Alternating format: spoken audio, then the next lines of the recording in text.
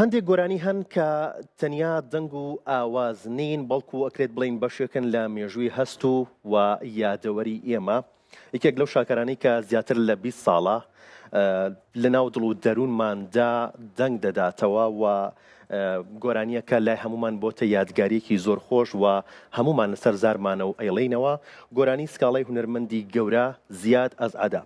کاخانمە هونەرمەندی میوزیکژان لە ئێستادا ئەم گۆرانی جارێکی تر کەڤەر کردوێتەوە، تەنیا میوزیکی گۆرانیەکەی کەڤەر کردوێتەوە و کردوێتی بە پارچە ڤیدیۆیەک و لە ئەکاونتەکانی تایبەت بەخۆی ئەم میوزیکەی داناوەتەوە.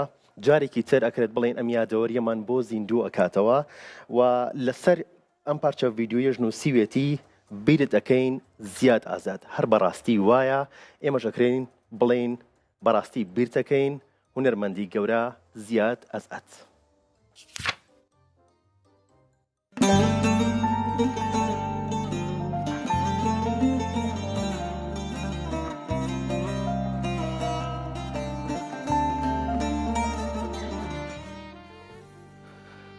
بەناونشانی بیرتەکەین زیاد ئەزعەت. خانمە میوزیسیان نێرگز عەزیز پارچە میوزیکی پێی بڵێن دووبارە دەکاتەوە. بیرتەکەین زیاد ئەزعەت.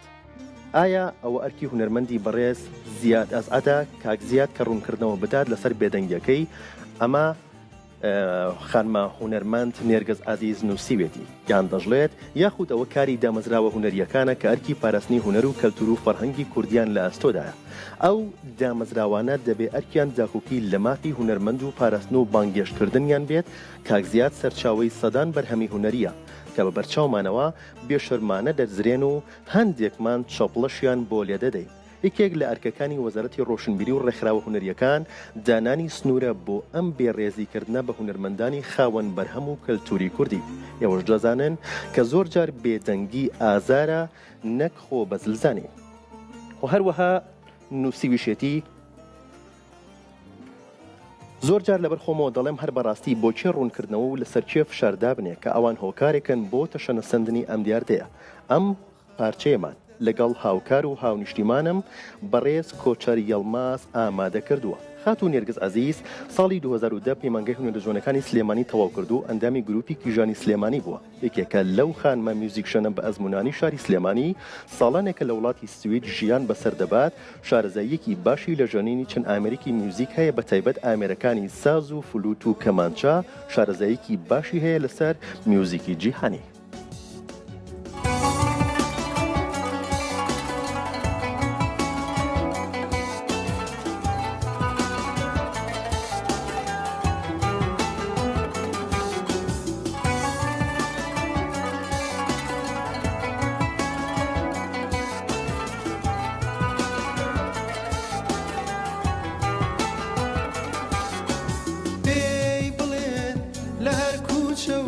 دیوار و دروازەی شار ناویەوە کە نووسراوە بە خوێنی